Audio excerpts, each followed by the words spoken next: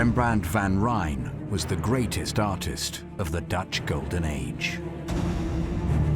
One of the great masters of the 17th century. He was a confident artist, and his brushwork is done with immediacy. Rembrandt was in great demand as an artist for most of his life, but he always found time for self-portraits. There's a strong tradition of artists painting self-portraits, but certainly Rembrandt is very prolific. In total, we have about 80 self-portraits by the artist, which is an incredible number for any artist of any period. Until then, artists who'd done self-portraits might have done one or two, possibly a handful. These incredible paintings capture key moments throughout his life and show just how much his style changed over the years. There's no other artist. You have this biographical sense of, I know this person. He lays it all out. He doesn't hide who he is. But despite the fame and success that Rembrandt enjoyed during his life, his career ended in bankruptcy. He died in poverty, but his reputation would only grow and grow in the centuries after. He's never not been a famous artist. Despite his never leaving the Netherlands, his paintings today are spread throughout the globe. If you want to have a collection that is an important collection, you need a Rembrandt. But it's been a battle to try and piece together his true legacy by finding all of his works and separating the real Rembrandts from the many copies.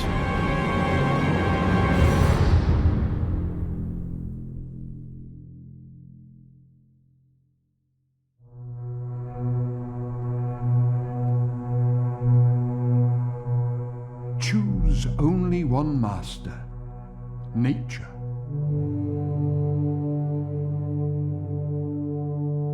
Rembrandt was born in Leiden, and he actually started going to university there, and then he changed direction. He then went to Amsterdam, where he was an apprentice for the artist Peter Lastman, where he was for a couple of years. Amsterdam in the 17th century was the wealthiest city in the world, as the Dutch Golden Age was in full flow. The possibilities were limitless. Peter Lastman was a history painter. He painted stories of the Bible, mythology, and that was, in fact, the level of what one wanted to be as an important artist. If you're going to be an important artist, you had to be a history painter, because a history painter dealt with the imagination. He completed his training when he was 18, at a fairly young age. And he comes back to Leiden, and it's interesting, there's a contemporary of Rembrandt's who's very important to the early Rembrandt. His name is Jan Lievens. They get a slight reputation early on in The Hague, which is where the court is, the aspirations to build up the importance of the Dutch court. And the person leading that effort is a wonderful individual by the name of Constantijn Huygens. He was a courtier, he was a poet, a musician, a secretary or advisor of art, actually, to the Prince of Orange.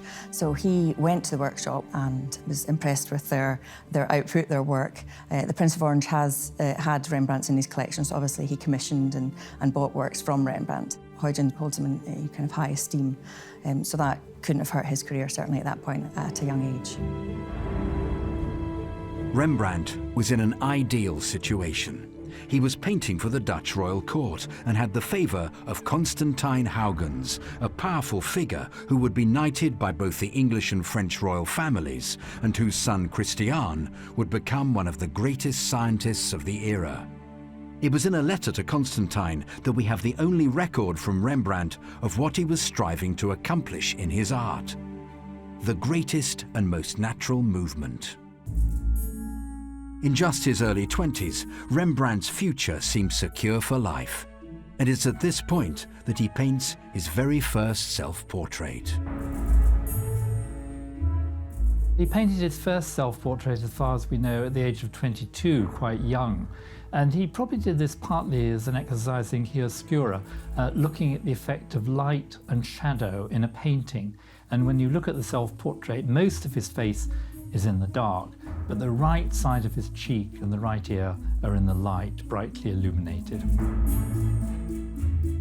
Many of Rembrandt's earlier self-portraits, and especially the ones that he made when he was in his 20s, are much more radical, they're much more dramatic, because in those works, he's exploring artistic expressions and possibilities. Head's almost in complete shadow. I mean, it's very dramatic. He's obviously experimenting with light techniques at the time.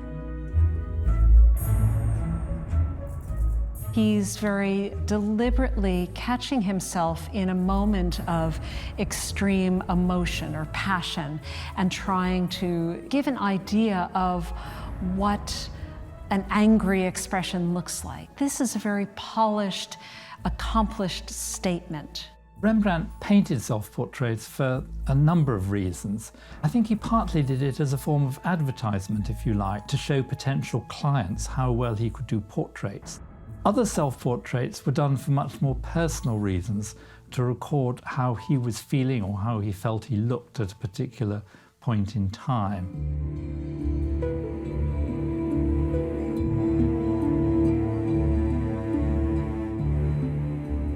Without atmosphere, a painting is nothing.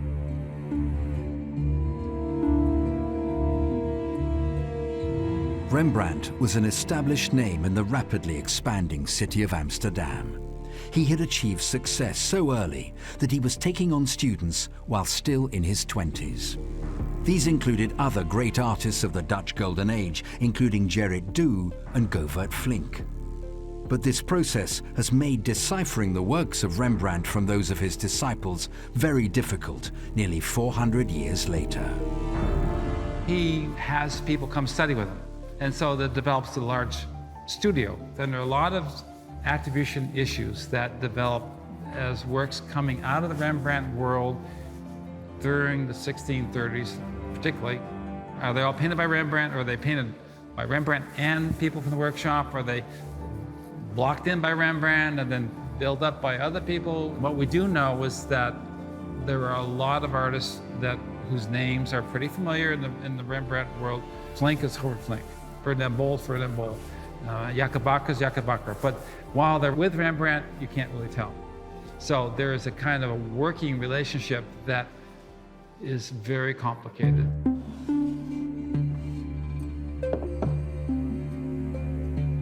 Try to put well in practice what you already know, and in so doing, you will, in good time, discover the hidden things which you now inquire about.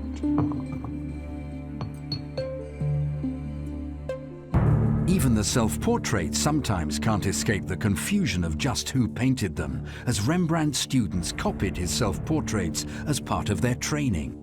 They had a lot to work from as Rembrandt continued to make new versions of his own likeness throughout the majority of his career. The painting behind me is one of Rembrandt's most well-known self-portraits. It was painted in 1640 when he was 34 years of age. He was, at that moment, really nearing the peak of his popular success as a painter in the city of Amsterdam. And I think that moment in his life really dictates how that particular self-portrait works. He is very consciously trying to present himself as an elegant, accomplished artist who's really at the peak of his game. He's based his pose and details of his costume on very well-known paintings by Raphael, by Titian, and by Lucas van Leyden and Albrecht Dürer. So people looking at this self-portrait in the 17th century would have recognized that Rembrandt is putting himself on the same level as these great artists of the previous century. The 1640s started off as a glorious time for Rembrandt. He and his wife Saskia, who featured in several of his paintings, had moved into a newly built home that still stands today as the Rembrandt House Museum. Their son Titus was born in 1641, and in his studio he had what many people believed to be his greatest student, Karel Fabricius. But Fabricius's career would be cruelly cut short when he was killed in the huge gunpowder explosion of Delft, and most of his paintings were lost forever. We have only 12 remaining to this day. And just as the story ended tragically for the student, so too for the master. In the 1640s, all sorts of things happen in Rembrandt's life. He becomes less active in this broader marketing of his works. The style changes, that becomes less extrovert and more introverted, and he goes off on long walks in the countryside, makes these beautiful landscape drawings and landscape paintings. The second half of his career, he goes through a period of trying to identify what more he could achieve as an artist. What was most important to him? What goals did he really want to pursue during the second half of his career?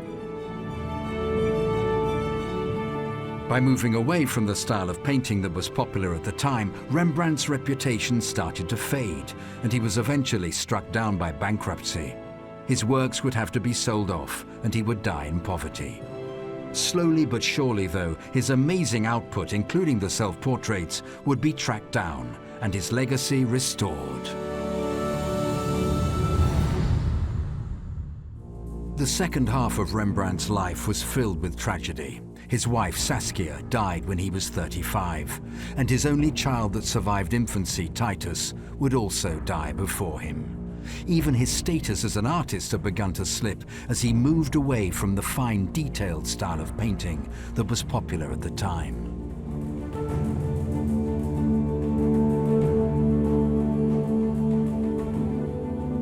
Of course, you will say I ought to be practical and ought to try and paint the way they want me to paint.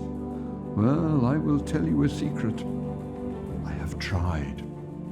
And I have tried very hard, but I can't do it. I just can't do it. And that is why I am just a little crazy. Rembrandt's reputation is a fascinating study, both during his lifetime and after his death. Towards the end of his life, Rembrandt continued painting in a certain style that found favor with a great many patrons, but other people favored a much more elegant, smoother style. So even during his lifetime, there was a little bit of a mixed reception to his works. Rembrandt painted very quickly. I mean, he was a confident artist. His brushwork is done with immediacy, and this was quite unlike many other Dutch artists at the time, known as the fine painters, who used polished technique to get a very realistic but slightly dull impression. And Rembrandt was much bolder and expressionistic in the way he worked. For a period of roughly 7 years, though, Rembrandt seems to have abandoned self-portraits altogether while he worked on a great range of other subjects.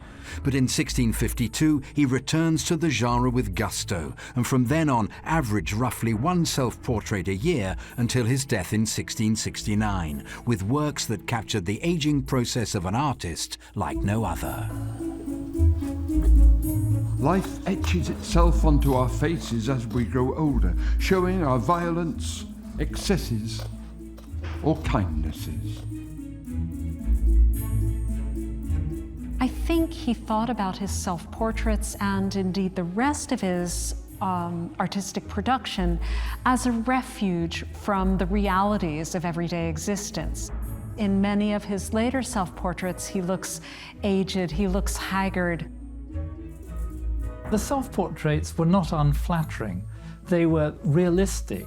I mean, he was keen to capture the effects of aging that occurs to anyone who survives into old age. So he was being a realist.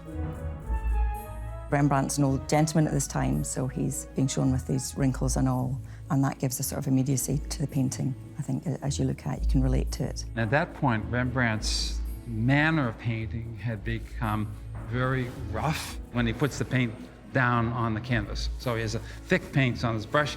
He doesn't work with a lot of smoothing out those elements. However, it's interesting that he focuses your attention on the face, and that roughness of execution is really limited to that area. The hat and the body are much more smoothly rendered. So there's a selectivity of where he applies that kind of painting technique. Another one of Rembrandt's masterpieces that he painted in the twilight of his career is the self-portrait with two circles, now at Kenwood House. The painting retains a mystery to this day as to just what the two circles in the background are meant to represent. There's lots of theories. They possibly relate to two circles from world maps that you would have found in interiors, and you often see them in other paintings of the period. And it was around this time, early 50s, 53, that a printed world map came out, so it would be the two hemispheres. That's one possibility. The other, it refers to Vasari's Lives of the Artists, where Giotto, the Renaissance artist, proves his worth to the Pope by drawing a circle freehand in one brushstroke. So that's also a popular one, although I think less convincing because the circles aren't complete and they're not done with one sweep of a brushstroke.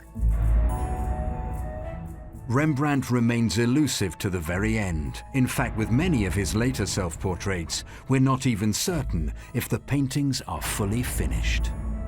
The question of what is finished with Rembrandt is a fascinating question. We have to assume that, yes, at a certain point, all right, this says what I want this painting to say. And when you have a painting that's as roughly executed as this, and one could imagine that something, oh gosh, I got to smooth this out and make it a little bit better. You don't feel that at all the case here. It isn't signed and dated. He might not have considered it complete. Also, how he's treated the hands in the painting. It's very fast brushwork, very sort of broad sweeping strokes. But my feeling is that that was his technique, that's what he was wanting. When you step back from the painting, it all kind of gels and hangs together well. You're not meant to view the painting up close. So I would err on the side of that it is complete. A painting is finished when the artist says it is finished.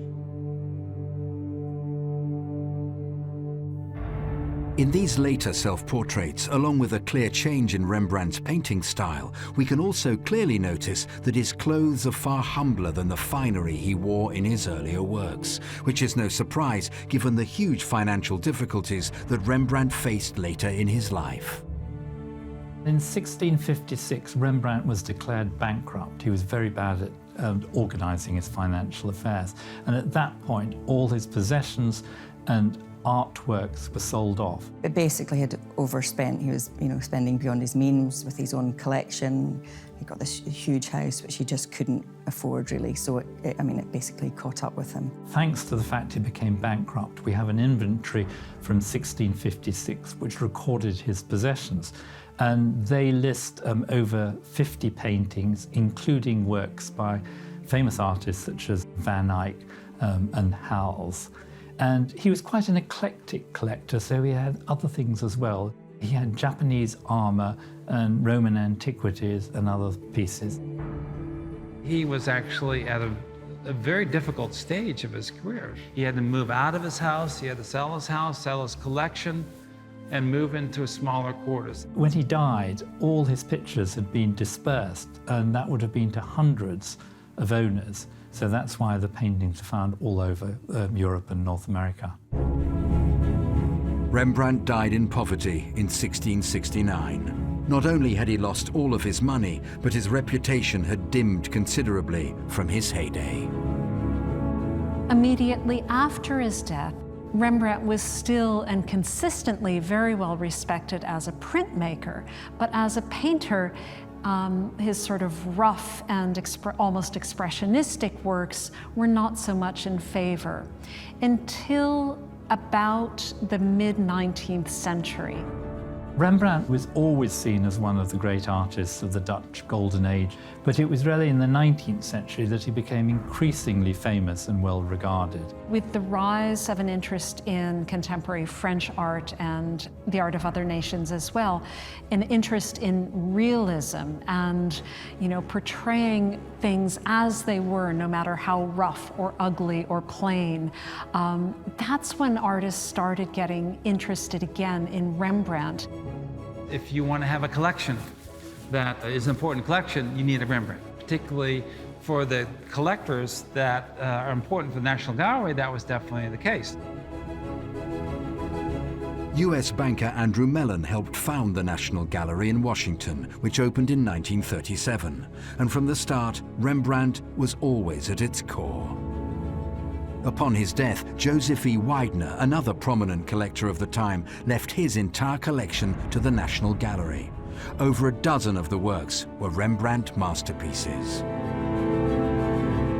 Rembrandt is an artist which any museum or gallery of old masters want to acquire. Most Rembrandts now are in museums and they're scattered all over the world, obviously particularly in Europe, America and Russia.